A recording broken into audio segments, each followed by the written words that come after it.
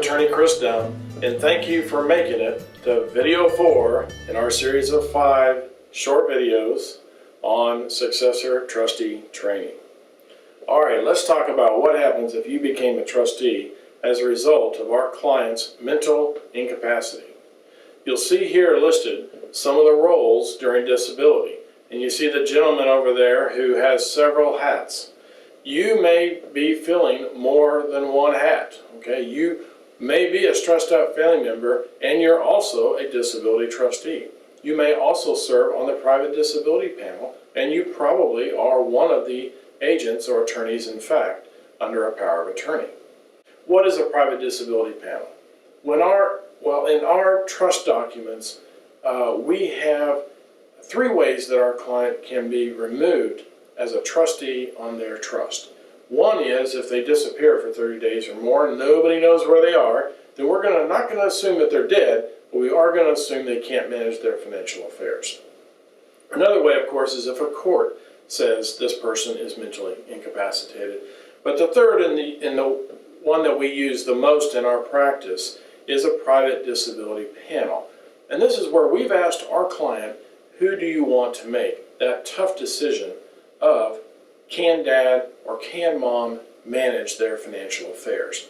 Your name or others may be listed here, and the role of this panel is merely to sign a piece of paper that says we don't think mom or we don't think dad can manage their financial affairs and therefore should be removed as a trustee. Once that determination is made, the use of this panel is finished. If our client is adjudged by the disability panel as being mentally incapacitated, then you'll be called upon as a disability trustee. This means that you will assume complete financial control of all the assets that are in the trust. Okay? Also, but you're required under the trust document, usually in Article 4, where that says, here is how you manage our client's stuff. So let's talk about fiduciary duty. This is the highest duty known in the law. If you make a stupid mistake, you can be held personally liable for that. I didn't say that you couldn't make a mistake. You just can't make stupid mistakes, okay? So, if upon the advice of your trusted advisors, because they didn't know, you purchased Enron stock the day before it blew up, was that a mistake? Yes. Was it a stupid mistake? No. Because you were a prudent and reasonable investor, you got advice. Yes, it turned out to not be a good investment, but you're not going to be personally liable because a company chose to commit fraud. Here are some specific fiduciary duties. You have a duty of loyalty. You're supposed to be loyal to the trust and to its instructions and to the beneficiaries. You can't delegate away your liability. You have to keep accounts. Let's not do cash dealings. We're not doing those. Everything needs to have a piece of paper, and let's document that and keep a good accounting. You have to exercise reasonable care and skill and preserve trust property. Sometimes a practical instance of that is if there's a house and everybody in the neighborhood had a key, we may need to change the locks on the house. You have a duty to furnish information to qualified beneficiaries. You have to keep trust property separate. You cannot run your bank account with the trust's bank account. We need to keep things separate. If there is trust property that is not producing income or doesn't look like it's going to increase in value, then you need to make that property productive.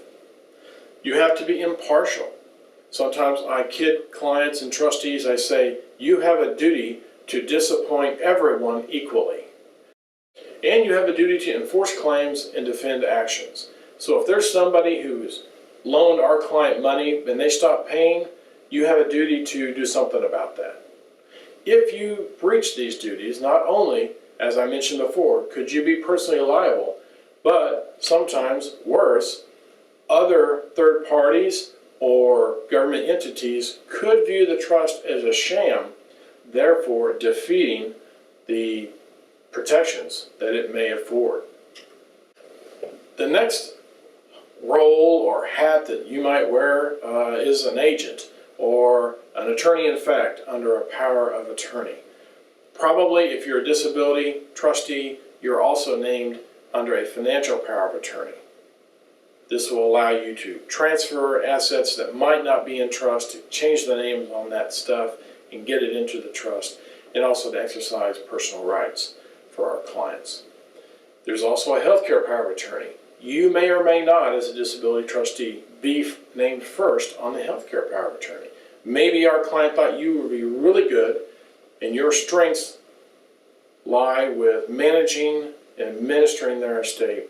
They may think that someone else's strengths lie with making medical decisions, and it may be that they may name someone else in the family to do that for them.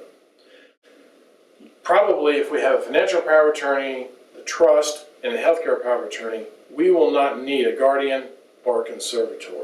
But if we did, those powers of attorney nominate who we would tell the court they should appoint as a guardian or as a conservator for our client. Someone else who will be involved in this is probably an attorney, accountant, insurance and financial professionals.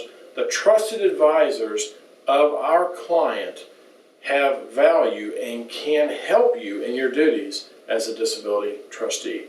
If they have filled out, like we've asked them to, in the Red Book, under the Locations tab, there's a place where they can write different key advisors that they have. And so look there to try to find out who their trusted advisors were, because they can be sources of valuable information for you. Okay, so first things first. Oh my goodness. Somebody in our family has become mentally incapacitated. What's the first thing we do? So get the Red Book, call our office. Okay, don't sell anything, don't sign anything, don't transfer anything, don't close out bank accounts, because those quick knee-jerk reactions might cost you dearly in the near future. Okay, so what are some of the things you should do? Well, get the Red Book and let's review the trust. Who's named as trustee? What are your duties under the trust? We'll probably need to get a new certificate of trust or an affidavit of trust because we have new trustees now. Okay? We may need to find out how do we make sure that we can prove to a third party that you're the trustee as opposed to our client? Well, we may have to run through that private disability panel that we talked about earlier. So if you want to know some of the things you immediately need to do, turn to the back of the book, and there's that successor trustee instructional letter, and that can give you some ideas of some items that would need to be done. You want to know, okay, I'm in charge of the trust. What's in the trust? What does this trust own? So we would want to review what are the assets that are in the trust. Are there assets that are not in the trust? And do we want to keep them outside the trust, or do we want to move them into the trust? You'll probably want to let other trusted advisors, not just the client's attorney, but also their accountant and financial advisors, know that there's been a change in circumstances. If our client had retirement plans, we may want to notify them. We may want to look to see if there's a long-term care insurance policy and see if there's a claim that we need to make in order to pay for their care. There could be VA pension planning or Medicaid planning that needs to be done at this time for our client. And you'll want to discuss that with your estate planning attorney. Hopefully we won't need to do guardianship proceedings or conservatorship proceedings, but if we did, this would be when that would be done. You'll want to coordinate because you're with the healthcare attorney in fact, okay? Because if that's someone else, they're making medical decisions, you're writing the checks. So you guys should do lunch. And we may want to apply for Social Security or Veterans or Medicare or Medicaid benefits, but make sure that you speak with a qualified attorney before you just fill out an application for any of those, because it could trip a penalty period that could be quite severe. Remember, your duties. Get the red book. Call our office. Please do not sign anything, don't sell anything, don't transfer title, don't redo bank accounts until after you've had a sit-down meeting with your qualified estate planning attorney. Thank you for learning about what it means to be a disability trustee. In our fifth and final video, we'll talk about what needs to be done whenever your loved one or our client passes away. Thank you.